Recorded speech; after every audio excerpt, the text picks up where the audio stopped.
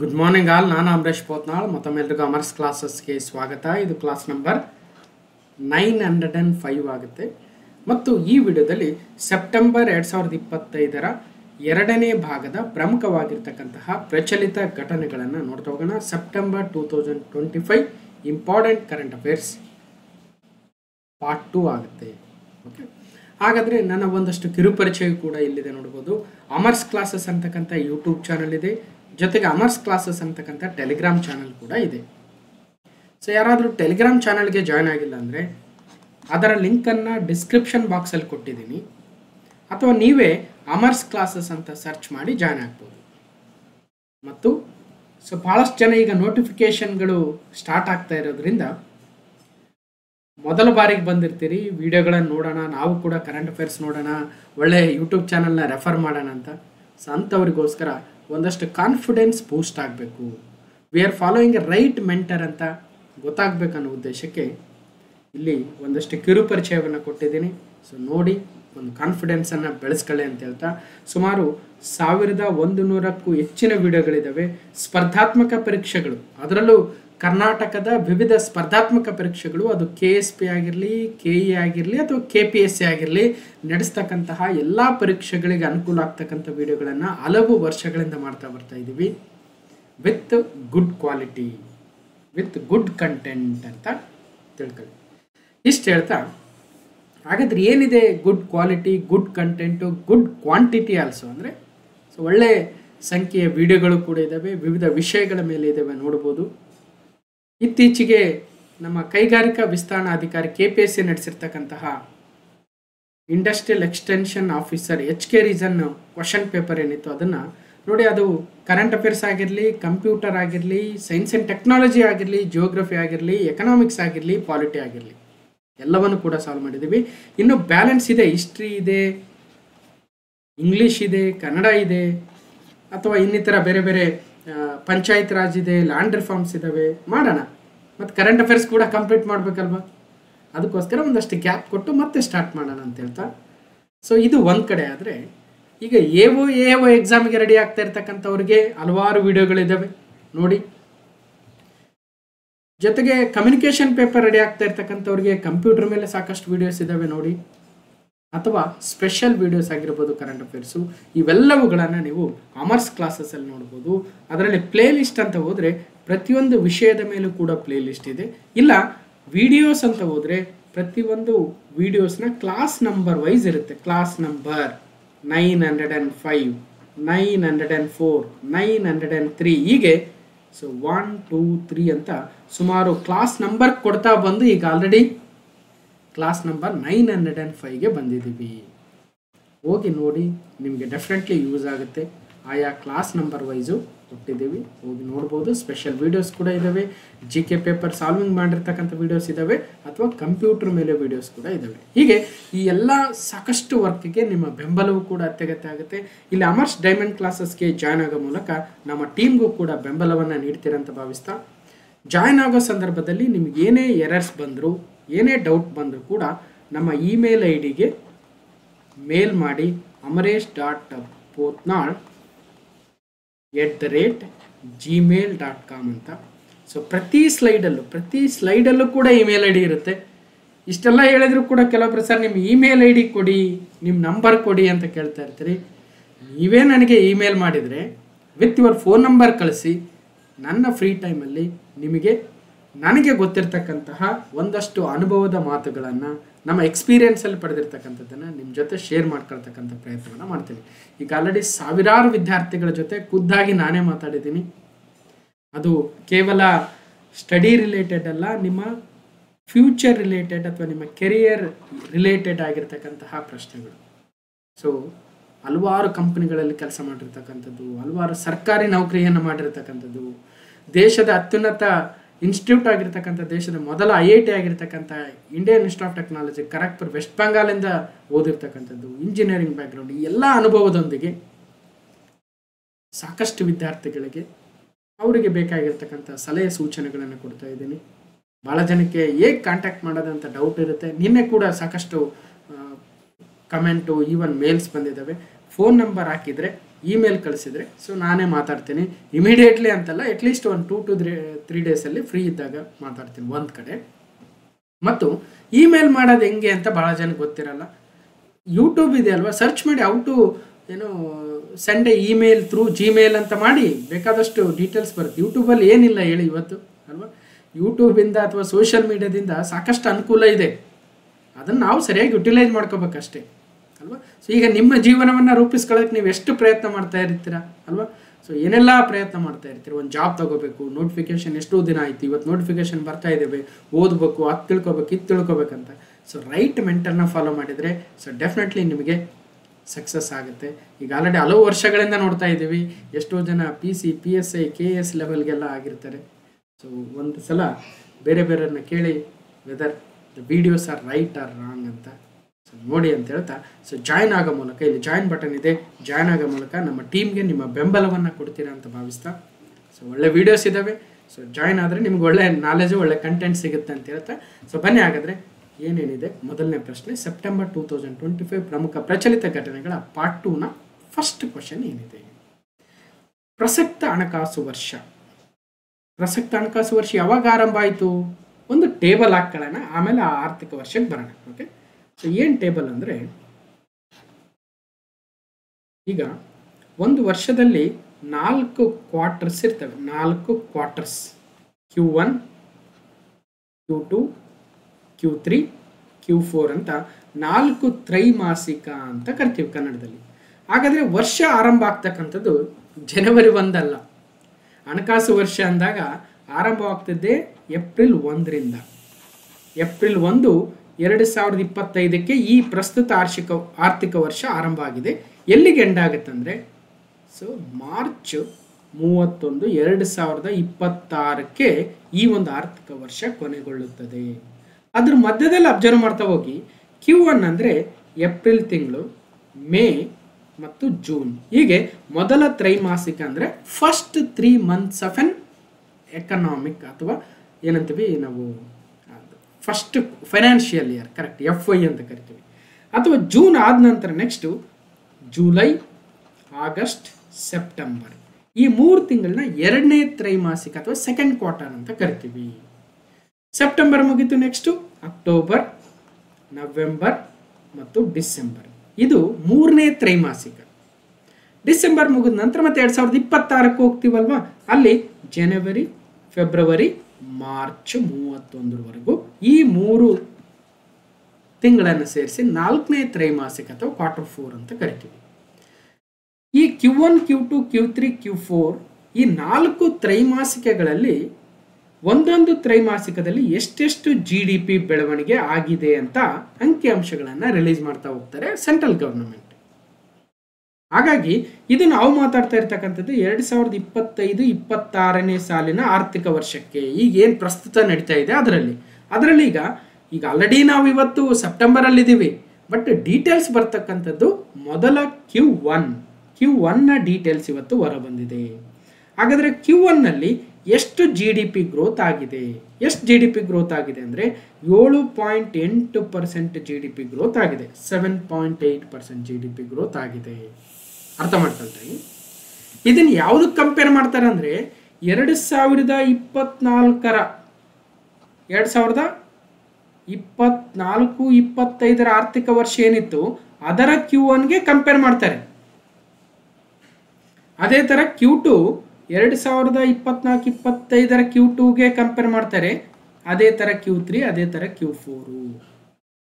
ಅಂದರೆ ಕಳೆದ ಆರ್ಥಿಕ ವರ್ಷದ ಮೊದಲ ತ್ರೈಮಾಸಿಕ ಏಪ್ರಿಲ್ ಜೂನ್ಗೂ ಈ ಆರ್ಥಿಕ ವರ್ಷದ ಅಂದರೆ ಪ್ರಸ್ತುತ ಆರ್ಥಿಕ ವರ್ಷದ ಏಪ್ರಿಲ್ ಜೂನ್ ಕ್ವಾರ್ಟರ್ ಅಂದರೆ Q1ಗೂ ಡೆವಲಪ್ಮೆಂಟ್ ಎಷ್ಟಾಗಿದೆ, ನಮ್ಮ ಆರ್ಥಿಕ ಅಭಿವೃದ್ಧಿ ಅಂದರೆ 7.82%ಗೆ ಏರಿಕೆ ಆಗಿದೆ ಅನ್ನೋದನ್ನು ಇಲ್ಲಿ ಗಮನಿಸ್ತಾ ಹೋಗಬೇಕು.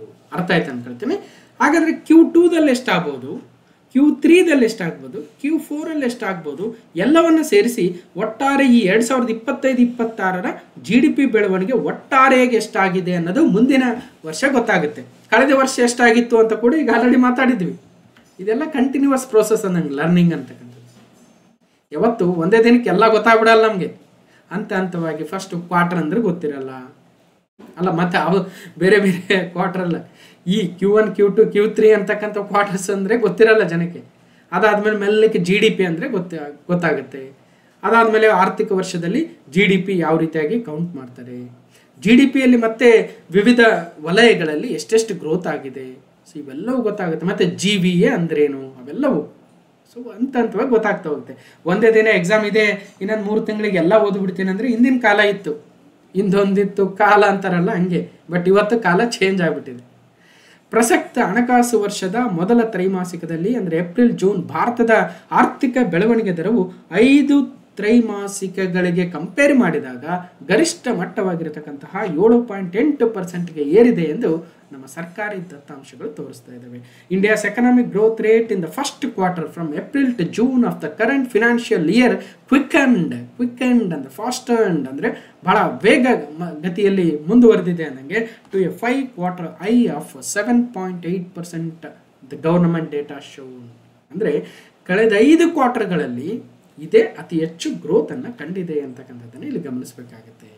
ಫೈನ್. ಹಾಗಾದರೆ ಏನಿದೆ ಪೇಪರ್ ಕಟ್ಟಿಂಗು, ನಾವು ಏನೇನು ತಿಳ್ಕೋಬೇಕು ಬನ್ನಿ ನೋಡ್ತಾ ಹೋಗೋಣ.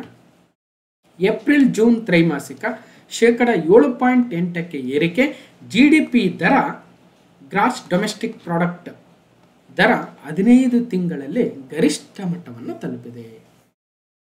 2024ರ ಏಪ್ರಿಲ್ ಜೂನ್ ತ್ರೈಮಾಸಿಕವನ್ನು ಇಲ್ಲಿ ಕೊಟ್ಟಿದ್ದಾರೆ. ಅದೇ ರೀತಿಯಾಗಿ 2025ರ ಏಪ್ರಿಲ್ ಜೂನ್ ತ್ರೈಮಾಸಿಕವನ್ನು ಕೂಡ ಕಂಪೇರ್ ಮಾಡ್ತಾ ಹೋಗ್ಬೋದು. ಕೃಷಿ ವಲಯ ಕಳೆದ ಆರ್ಥಿಕ ವರ್ಷದ ಕ್ವಾರ್ಟರ್ 1ನಲ್ಲಿ 1.5% ಗ್ರೋತನ್ನು ಕಂಡಿದ್ರೆ ಈ ವರ್ಷ 3.7% ಗ್ರೋತನ್ನು ಕಂಡಿದೆ. ಕೃಷಿ ವಲಯ ಉತ್ತಮ ಕೊಡುಗೆಯನ್ನು ಕೊಡ್ತಾ ಇದೆ. ಅದೇ ರೀತಿಯಾಗಿ ತಯಾರಿಕಾ ವಲಯ 7.6 ಇದ್ದಿದ್ದು 7.7ಕ್ಕೆ ಹೋಗಿದೆ. ಇತರೆ ವಲಯಗಳು 6.8 ಇದ್ದಿದ್ದು 9.3ಕ್ಕೆ ಏರಿಕೆಯನ್ನು ಕಂಡಿದ್ದಾವೆ. ಅಮೆರಿಕದ ಸುಂಕ ಏರಿಕೆಯು GDP ಬೆಳವಣಿಗೆ ಮೇಲೆ ನಕಾರಾತ್ಮಕ ಪರಿಣಾಮ ಬೀರಬಹುದು, ಆದರೆ GST ಸರಳೀಕರಣವು ದೇಶದ ಆರ್ಥಿಕತೆಗೆ ಉತ್ತೇಜನವನ್ನು ನೀಡಲಿದೆ ಅಂತ ಆರ್ಥಿಕ ತಜ್ಞರು ಹೇಳ್ತಾ ಇದ್ದಾರೆ. ನೋಡಿ, ಅಮೆರಿಕ ಸುಂಕ ಏರಿಕೆಯಾಗಿ 50% ಏನಿದೆ ಅದಿನ್ನೂ ಈ ಒಂದು ತ್ರೈಮಾಸಿಕ ಎಫೆಕ್ಟ್ ಆಗಿಲ್ಲ. ನೋಡಿ, ಏಪ್ರಿಲ್ನಿಂದ ಜೂನ್ಗೆ ನಡೆದಿರ್ತಕ್ಕಂತಹ ಅಂಕಿಅಂಶಗಳ ಬಗ್ಗೆ ಮಾತಾಡ್ತಾ ಇದ್ದೀವಿ. ಈ ಅಮೆರಿಕದ ಸುಂಕ ಇದೆಲ್ಲ ಬಂದಿದ್ದು ಮೊನ್ನೆ, ಅದರ ಎಫೆಕ್ಟು ಮುಂದಿನ ದಿನಗಳಲ್ಲಿ ಗೊತ್ತಾಗಿದೆ. ಅದನ್ನು ಓವರ್ಕಮ್ ಮಾಡೋದಕ್ಕೆ ಇವತ್ತು ಆಲ್ರೆಡಿ ನಮ್ಮ ದೇಶ 2-3 ಬದಲಾವಣೆಗಳನ್ನು ತರ್ತಾ ಇದೆ. ಒಂದು ಬದಲಾವಣೆ GST ಬದಲಾವಣೆ, ಎರಡನೇದು ಅಮೆರಿಕವನ್ನು ಬಿಟ್ಟು ಬೇರೆ ಬೇರೆ ದೇಶಗಳತ್ತ ಹೊರಡ್ತಾ ಇದೆ ಭಾರತ ತನ್ನ ಮಾರ್ಕೆಟ್ ವ್ಯಾಪ್ತಿಯನ್ನು ವಿಸ್ತರಿಸಿಕೊಳ್ಳಲು. ನಮ್ಮ ಮಾನ್ಯ ಪ್ರಧಾನಮಂತ್ರಿಗಳು ಜಪಾನ್ಗೆ ಹೋಗಿದ್ರು, ಚೀನಾಗೆ ಹೋಗಿದ್ರು, ರಷ್ಯಾ ವಿಚಾರ ಮುನ್ನೆಲೆಗೆ ಬರ್ತಾ ಇದೆ ಅಲ್ವಾ. ಹೀಗೆ ಭಾರತದ ಒಟ್ಟು ಆಂತರಿಕ ಉತ್ಪನ್ನ ಅಥವಾ gross domestic product of India ಬೆಳವಣಿಗೆ ದರವು ಏಪ್ರಿಲ್ ಜೂನ್ ತ್ರೈಮಾಸಿಕದಲ್ಲಿ ನಿರೀಕ್ಷೆಗೂ ಮೀರಿ 7.8% ಏರಿಕೆ ಕಂಡಿದೆ. 7.8 ನಿರೀಕ್ಷೆನೇ ಇರಲಿಲ್ಲ, 6% ಅಂತ ಅನ್ಕೊಂಡಿದ್ವಿ. ಇದು ಕಳೆದ 5 ತ್ರೈಮಾಸಿಕಗಳಲ್ಲಿ 15 ತಿಂಗಳಲ್ಲಿಯೇ ದಾಖಲಾಗಿರ್ತಕ್ಕಂಥ ಗರಿಷ್ಠ ಮಟ್ಟದ GDP ಬೆಳವಣಿಗೆ ಆಗಿದೆ. ನೋಡಿ ಏನು ಹೇಳ್ತಾ ಇದ್ದಾರೆ, ಮಾರ್ಚ್ 2024ರಲ್ಲಿ 8.4 ಗ್ರೋತ್ ಆಗಿದ್ದು, ಅದಾದಮೇಲೆ ಸೊ ನೆಕ್ಸ್ಟ್ ನೋಡಿ 6.5, 5.6, 6.4, 7.4, ಈಗ 7.8. ಹಾಗಾಗಿ ಕಳೆದ 15 ತಿಂಗಳಲ್ಲಿಯೇ ಅತಿ ಹೆಚ್ಚು GDP ಬೆಳವಣಿಗೆ ದರವನ್ನು ಕಳೆದ 5 ನಾವು ಕ್ವಾರ್ಟರ್ಗಳಲ್ಲಿ ಹೈಯೆಸ್ಟ್ ಗ್ರೋತನ್ನು ಕಾಣ್ತಾ ಇದ್ದೀವಿ. ಕಳೆದ ಆರ್ಥಿಕ ವರ್ಷ ಅಂದರೆ 2024-25ರ ಆರ್ಥಿಕ ವರ್ಷದಲ್ಲಿ Q1 ಎಷ್ಟಾಗಿತ್ತು? 6.5, Q2 ಎಷ್ಟಾಗಿತ್ತು? 5.6, Q3 ಎಷ್ಟಾಗಿತ್ತು? 6.4, Q4 7.4. ಇವ ಎಲ್ಲವನ್ನು ಆವರೇಜ್ ಔಟ್ ಮಾಡಿದಾಗ ಇವು ಅಬ್ಸರ್ವ್ ದಟ್ 6.5, 5.6, 6.4, 7.4 ನೋಡಿ, ಲೆಕ್ಕ ಮಾಡಿ ನೋಡಿ. 6, 4, 10, 19, 9 ಕೆಲವೊಂದು 6, 6, 7, 5, 6, 6, 4, 24, 25, 25.9 ಡಿವೈಡೆಡ್ ಬೈ 4 ಮತ್ತೆ ಅರೌಂಡ್ 6.4 ಅಥವಾ 6.5% ಬರುತ್ತೆ ಟೋಟಲ್ ಹೋದ ವರ್ಷದ್ದು. ಈ ವರ್ಷದ್ದು ಎಷ್ಟಾಗ್ಬೋದು ನೋಡೋಣ. ಈಗ ಒಂದು ಕ್ವಾರ್ಟರ್ ಸಿಕ್ತು, ಸೆಕೆಂಡ್ ಕ್ವಾರ್ಟರ್ ಮತ್ತೆ ಗೊತ್ತಾಗುತ್ತೆ, ಹಾಗೆ third quarter and fourth quarter ಇದು ಟೋಟಲ್ GDP ಬೆಳವಣಿಗೆ ದರ ಎಷ್ಟು ಅಂತ. ಈಗ ಒಂದು ಎಕ್ಸಾಂಪಲ್ ತಗೊಳ್ಳೋದಾದರೆ, ಒಬ್ಬ ವ್ಯಕ್ತಿ ಇದ್ದಾನೆ, ಓಕೆ, ಆತ ಒಂದು ಶಾಪ್ ಇಟ್ಕೊಂಡಿದ್ದಾನೆ. ಸೊ ಆತ ಏಪ್ರಿಲ್ಲು, ಮೇ, ಜೂನ್ ಈ 3 ಕ್ವಾರ್ಟರಲ್ಲಿ 1 ಲಕ್ಷ ರೂಪಾಯಿ ಬಿಸ್ನೆಸ್ ಮಾಡಿದ, 1 ಲಕ್ಷ ರೂಪಾಯಿ ಬಿಸ್ನೆಸ್.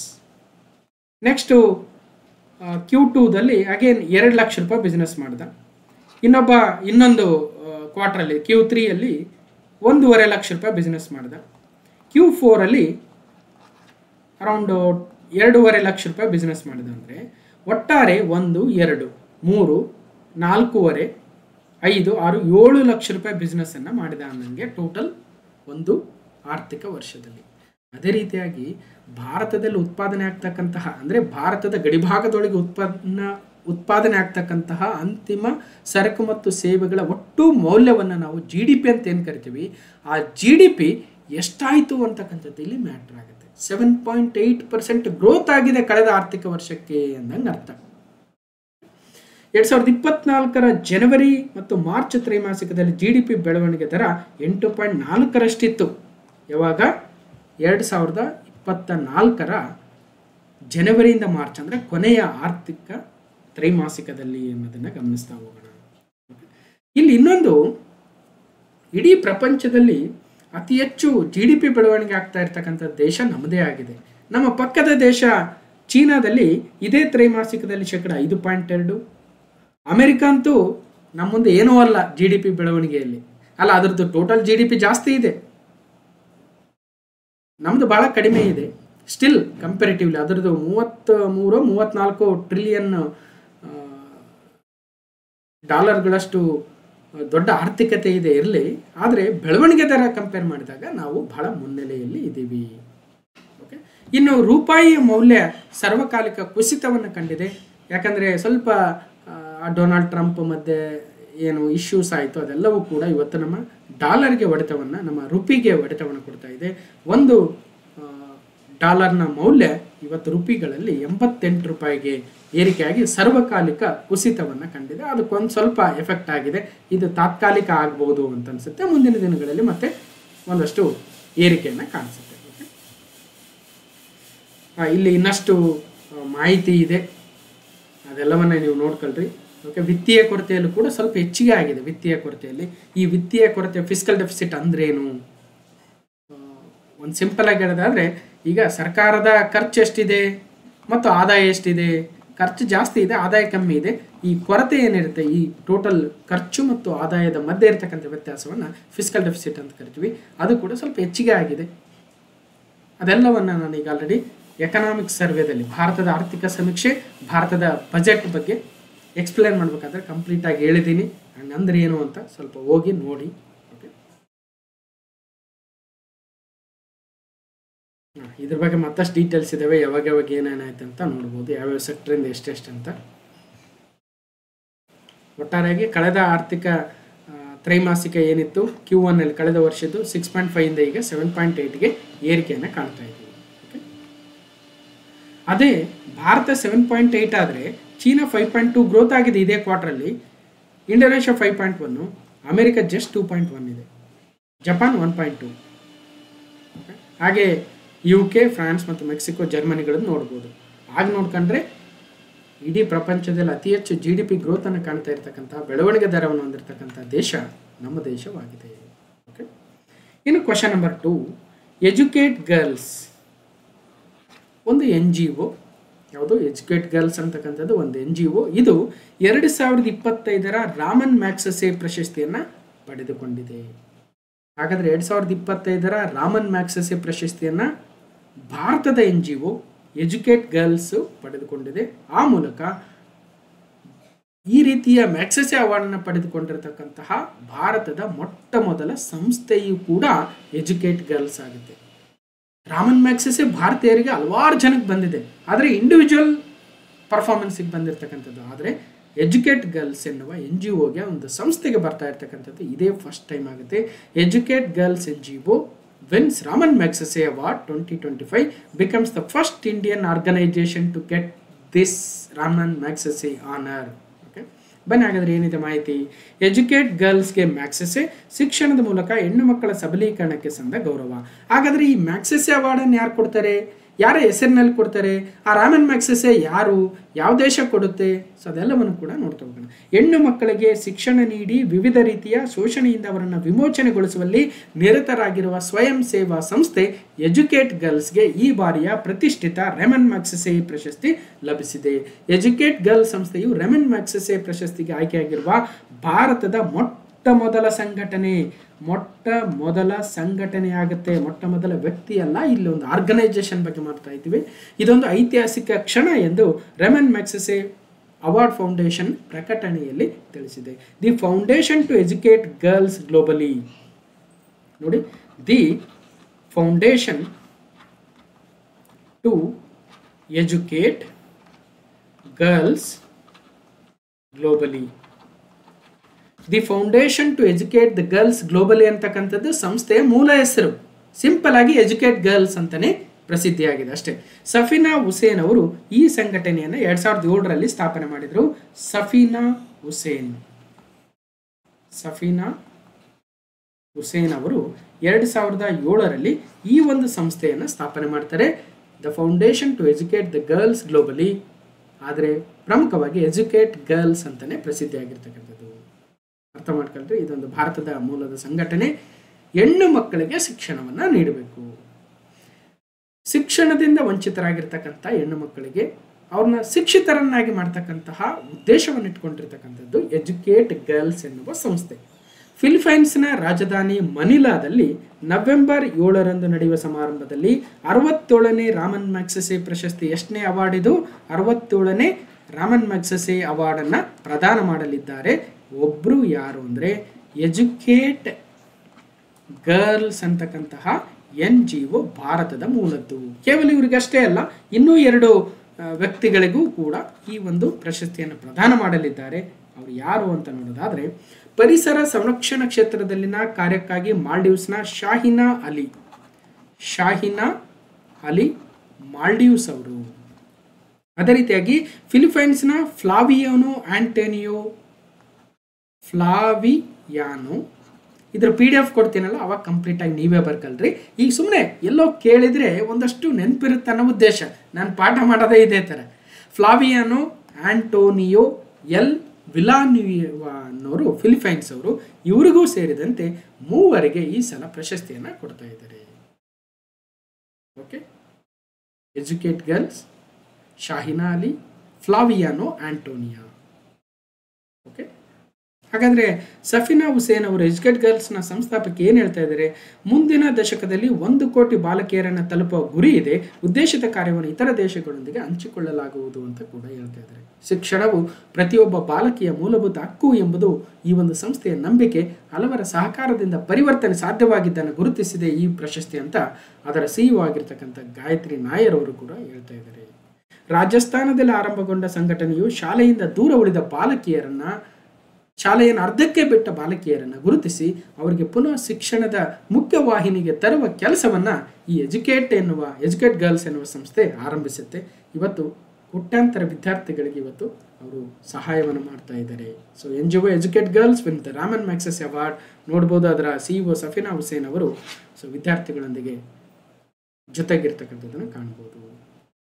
ಹಾಗಾದರೆ first educate girls, foundation to educate girls globally 1 award. 2ನೇದು ಆಲಿ ಶಾಹಿನಾ ಮಾಲ್ಡಿವಿಯನ್ ಎನ್ವಿರಾನ್ಮೆಂಟಲ್ ಅಡ್ವೊಕೇಟ್ ಆಗ್ತಾರೆ, 2ನೇ ಪ್ರಶಸ್ತಿ. 3ನೇದು ವಿಲುವನಿಯಾ ಫ್ಲಾವಿಯಾನೋ ಆಂಟೋನಿಯೋ ಎಲ್ ಅವರು, ಇವರು ಫಿಲಿಪೈನ್ಸ್ನ ಒಬ್ಬ ಪ್ರೈಸ್ಟ್ ಅಥವಾ ಪಾದ್ರಿ ಆಗ್ತಾರೆ. ಹೀಗೆ ಈ 3 ಈ ವರ್ಷದ ರಾಮನ್ ಮ್ಯಾಗ್ಸೆಸೆ ಅವಾರ್ಡನ್ನು ನೀಡ್ತಾ ಬರ್ತಾ ಇದ್ದಾರೆ. 1958ರಲ್ಲಿ ಫಿಲಿಪೈನ್ಸ್ ಸರ್ಕಾರ ರಾಮನ್ ಮ್ಯಾಗ್ಸೆಸೆ ಅವಾರ್ಡನ್ನು ಘೋಷಣೆ ಮಾಡಿದೆ. ರಾಮನ್ ಮ್ಯಾಗ್ಸೆಸೆ ಅವಾರ್ಡ್ ಅಂತಕ್ಕಂಥದ್ದು ಫಿಲಿಪೈನ್ಸ್ ದೇಶದ ಮಾಜಿ ಅಧ್ಯಕ್ಷ ರಾಮನ್ ಮ್ಯಾಗ್ಸೆಸೆ ಅವರ ಹೆಸರಿನಲ್ಲಿ ಆಡಳಿತದಲ್ಲಿ ಸಮಗ್ರತೆ, ಜನರಿಗೆ ಧೈರ್ಯಶಾಲಿ ಸೇವೆ ಮತ್ತು ಪ್ರಜಾಪ್ರಭುತ್ವ ಸಮಾಜದಲ್ಲಿ ಪ್ರಾಯೋಗಿಕ ಆದರ್ಶವನ್ನು ಶಾಶ್ವತಗೊಳಿಸಲು ಸ್ಥಾಪಿಸಲಾಗಿರ್ತಕ್ಕಂಥ ವಾರ್ಷಿಕ ಪ್ರಶಸ್ತಿ ಆಗುತ್ತೆ. ಇದನ್ನ ಏಷ್ಯಾದ ನೊಬೆಲ್ ಅಂತ ಕೂಡ ಕರಿತೀವಿ ರಾಮನ್ ಮ್ಯಾಗ್ಸೆಸೆಯನ್ನ. 1958ರಲ್ಲಿ ಮೊಟ್ಟ ಮೊದಲ ಬಾರಿಗೆ ನೀಡ್ತಾರೆ. ಅದರಲ್ಲೂ 6 ವಿವಿಧ ವಿಭಾಗಗಳಲ್ಲಿ ನೀಡ್ತಾ ಬರ್ತಾರೆ. ಕಮ್ಯುನಿಟಿ ಲೀಡರ್ಶಿಪ್ ಎನ್ನುವ ವಿಭಾಗದಲ್ಲಿ ಭಾರತದ ವಿನೋಬಾ ಭಾವೆರವರಿಗೆ ಮೊದಲ ರಾಮನ್ ಮ್ಯಾಗ್ಸೆಸೆ ಸಿಗುತ್ತೆ. ಆ ಮೂಲಕ ರಾಮನ್ ಮ್ಯಾಗ್ಸೆಸೆ ಪ್ರಶಸ್ತಿಯನ್ನು ಪಡೆದುಕೊಂಡ ಮೊಟ್ಟ ಮೊದಲ ಭಾರತೀಯರಂದರೆ ವಿನೋಬಾ ಭಾವೆರವರು. ಈಗ 2025ರಲ್ಲಿ foundation to educate girls globally ಅಂತಕ್ಕಂಥ ಸಂಸ್ಥೆ, ಜನರಲ್ ಆಗಿ ನಾವು ಎಜುಕೇಟ್ ಗರ್ಲ್ಸ್ ಅಂತ ಏನು ಕರಿತೀವಿ, ಅವರಿಗೆ 2025ರ ರಾಮನ್ ಮ್ಯಾಗ್ಸೆಸೆ ಅವಾರ್ಡು ಸಿಕ್ಕಿದೆ. ನೋಡ್ಬೋದು 1958ಅಲ್ಲಿ ಮ್ಯಾಗ್ಸೆಸೆ ಅವಾರ್ಡ್ ವಿನ್ನರ್ಸನ್ನು ಈ ಒಂದು ಫೋಟೋದಲ್ಲಿ ಕಾಣ್ಬೋದು. Educate girls, the first Indian organisation to get the Ramon Magsaysay award. ಹಾಗಾದರೆ ಈ ಅವಾರ್ಡನ್ನು ಒಟ್ಟು 6 ವಿವಿಧ ವಿಭಾಗಗಳಲ್ಲಿ ಕೊಡ್ತಾ ಬರ್ತಾ ಇದ್ರು. ಯಾವಾಗ 1958ರಿಂದ government service, public service, community leadership, journalism, literature and creative communication, peace and international understanding ಅಂತ 1958ರಿಂದ. ಆದರೆ 2008ರವರೆಗೂ ಮಾತ್ರ ಈ 5 ವಿಭಾಗಗಳಲ್ಲಿ ಕೊಟ್ಟಿದ್ದಾರೆ. 2009ರಿಂದ ಈ 5 ವಿಭಾಗಗಳನ್ನು ಡಿಸ್ಕಂಟಿನ್ಯೂ ಮಾಡಿದ್ದಾರೆ. 6ನೇ ವಿಭಾಗವಾಗಿರ್ತಕ್ಕಂಥ ಎಮರ್ಜೆಂಟ್ ಲೀಡರ್ಶಿಪ್ಪನ್ನು 2001ರಿಂದ ಕೊಡ್ತಾ ಬರ್ತಾ ಇದ್ದಾರೆ. ಅದನ್ನು ಕಂಟಿನ್ಯೂ ಕೂಡ ಮಾಡ್ತಾ ಇದ್ದಾರೆ. ಹಾಗಾಗಿ ಎಮರ್ಜೆಂಟ್ ಲೀಡರ್ಶಿಪ್ ವಿಭಾಗದಲ್ಲಿ ಇತ್ತೀಚಿನ ಭಾರತದ ವಿವಿಧ ಅವಾರ್ಡೀಸ್ ಯಾರು ಅಂತ ನೋಡಿದರೆ ಲಿಸ್ಟನ್ನು ನೋಡ್ಬೋದು. ತೋಡೂರು ಮಾಡಾಬೂಸಿ ಕೃಷ್ಣರವರು, TM ಕೃಷ್ಣ. ಹಾಗೆ 2015ರಲ್ಲಿ ಸಂಜೀವ್ ಚತುರ್ವೇದಿ, ನೀಲಿಮಾ ಮಿಶ್ರಾ 2011, ಅರವಿಂದ್ ಕೇಜ್ರಿವಾಲ್ 2006, ಸಂದೀಪ್ ಪಾಂಡೆ 2002 ಎಮರ್ಜೆಂಟ್ ಲೀಡರ್ಶಿಪ್ಗಾಗಿ. ಇನ್ನು ಅನ್ಕೆಟಗರೈಸ್ಡ್ರಲ್ಲಿ 2009ರಿಂದ ನೋಡೋದಾದರೆ ದೀಪ್ ಜೋಶಿ, ಹರೀಶ್ ಅಂಡೆ, ಸೊ ಹೀಗೆ ಒಂದಷ್ಟು ಪಟ್ಟಿ ಇದೆ. ಬಟ್ ಇದರ ಒಂದು ಲಿಸ್ಟನ್ನು ಕೊಟ್ಟಾಗ ನೀವೇ ನೋಡ್ಕೊಳ್ರಿ. ಸೋನಮ್ ವಾಂಗ್ಚುಕ್ ಅವರು ಆ ಲಡಾಖ್ನ ವಿವಿಧ ವಿಚಾರಗಳಿಗಾಗಿ ಸುದ್ದಿಯಲ್ಲಿದ್ದರು. ಸೋನಮ್ ವಾಂಗ್ಚುಕ್.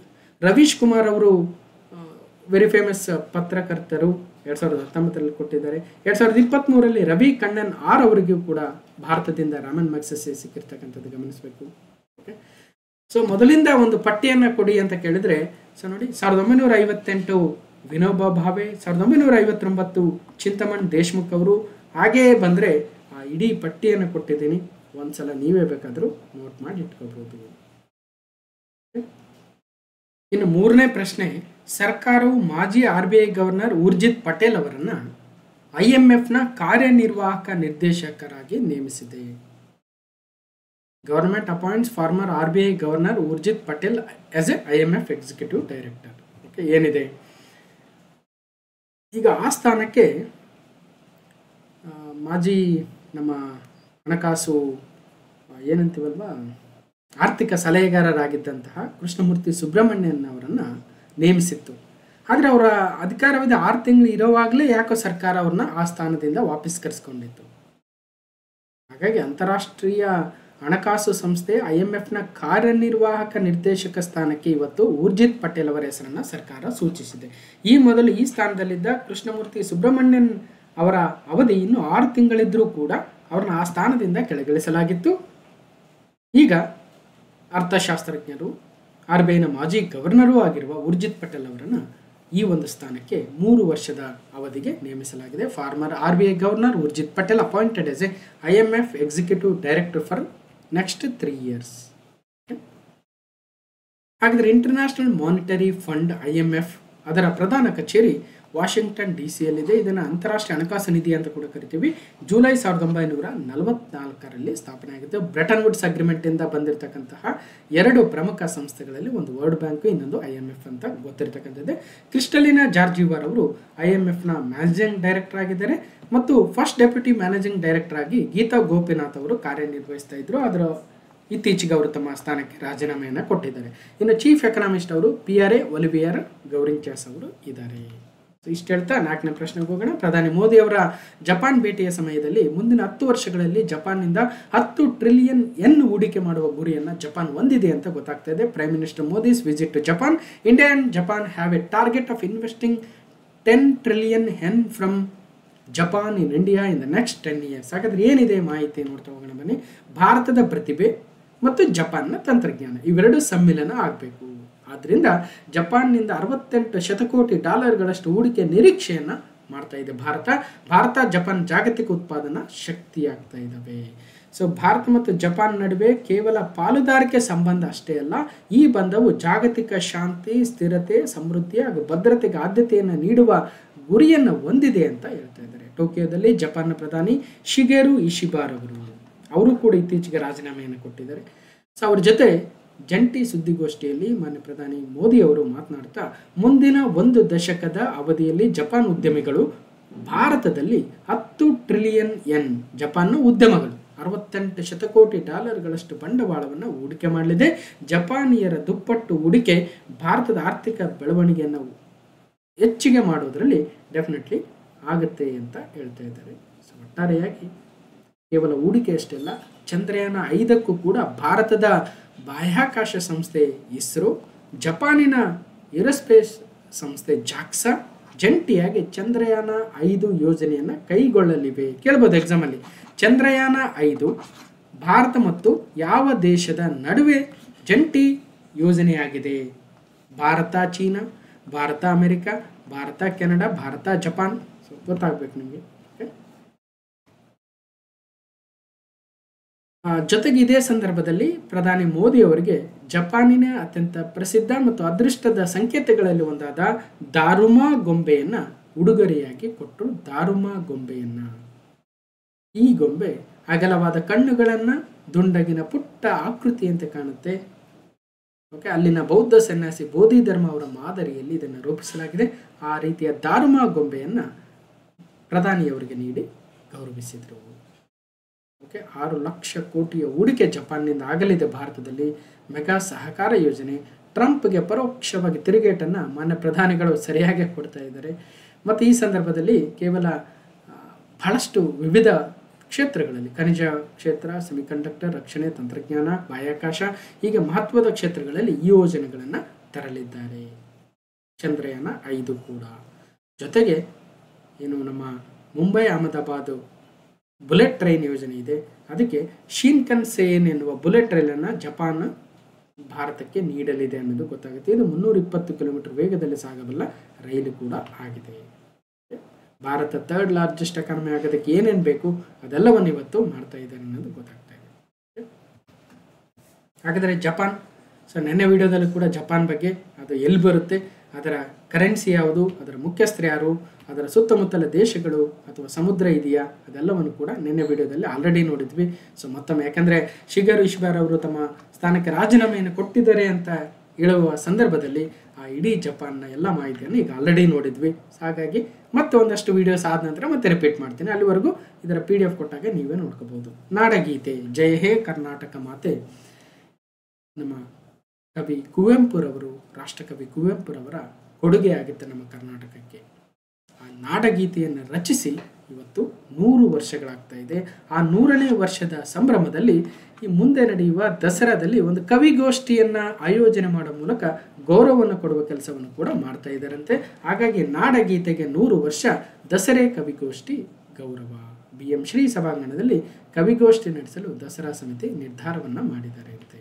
ಓಕೆ, ಹಾಗಾದರೆ ರಾಷ್ಟ್ರಕವಿ ಕುವೆಂಪುರವರು ಬರೆದ ನಾಡಗೀತೆಗೆ 100 ವರ್ಷ ತುಂಬಿದ ಹಿನ್ನೆಲೆಯಲ್ಲಿ ದಸರಾ ಕವಿಗೋಷ್ಠಿಯನ್ನು ಮೈಸೂರು ವಿಶ್ವವಿದ್ಯಾಲಯದ ಕುವೆಂಪು ಕನ್ನಡ ಅಧ್ಯಯನ ಸಂಸ್ಥೆಯಲ್ಲಿ BM ಶ್ರೀ ಸಭಾಂಗಣದಲ್ಲಿ ಆಯೋಜನೆ ಮಾಡಲಿದ್ದಾರೆ. ಕುವೆಂಪು ರಚಿತ ಜಯ ಭಾರತ ಜನನಿಯ ತನುಜಾತೆ ಕವನ 1924-25 ಆಸುಪಾಸಿನಲ್ಲಿ ಕಿಶೋರ ಚಂದ್ರವಾಣಿ ಎಂಬ ಕಾವ್ಯನಾಮದಲ್ಲಿ ಕುವೆಂಪುರವರು ಪ್ರಕಟವನ್ನು ಮಾಡಿದ್ರು. ನೋಡಿ, ಕಿಶೋರ ಚಂದ್ರವಾಣಿ ಅನ್ನೋದು ಅವರ ಆಗಿನ ಒಂದು ಕಾವ್ಯನಾಮವಾಗಿತ್ತು. ನಂತರ ಕುವೆಂಪು ಅಂತ ಬದಲಾಯಿಸ್ಕೊಳ್ತಾರೆ. ಕುಪ್ಪಳ್ಳಿ ವೆಂಕಟಪ್ಪನವರ ಮಗ ಪುಟ್ಟಪ್ಪ ಅಂತ. ಆ ಮೂಲಕ ಇಡೀ ರಾಜ್ಯದಲ್ಲಿ ಅವರು ಕುವೆಂಪು ಅಂತಲೇ ಪ್ರಸಿದ್ಧರಾಗ್ತಾರೆ.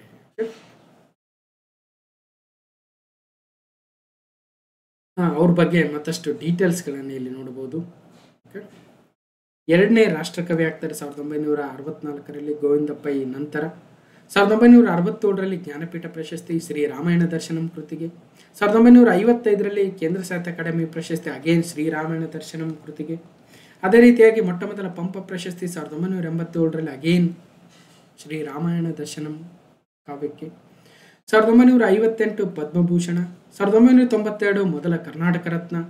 1957ರಲ್ಲಿ ಧಾರವಾಡದಲ್ಲಿ ನಡೆದ 37ನೇ ಕನ್ನಡ ಸಾಹಿತ್ಯ ಸಮ್ಮೇಳನದ ಅಧ್ಯಕ್ಷರಾಗಿ. ಹೀಗೆ ಹಲವಾರು ಏನು ಸಾಧನೆ ಅವರ ಹೆಸರಲ್ಲಿದೆ. ಮಹಾಕಾದಂಬರಿಗಳು, ಕಾನೂರು ಹೆಗ್ಗಡತಿ, ಮಲೆಗಳಲ್ಲಿ ಮದುಮಗಳು, ಹಾಗೆ ಅವರ ನಾಟಕಗಳನ್ನು ಕೂಡ ಸಾಕಷ್ಟು ಬಾರಿ ಕೇಳ್ತಾರೆ.